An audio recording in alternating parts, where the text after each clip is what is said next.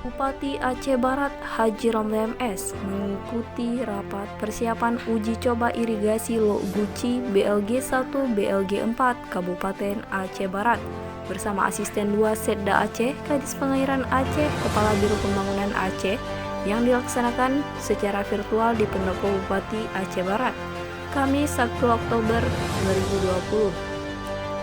Bupati Aceh Barat Haji Romli MS saat menyampaikan pembangunan irigasi Lok Guci mengatakan program pembangunan irigasi tersebut sudah dimulai dari tahun 2004 dan terhambat karena pembangunannya memakan waktu yang lama.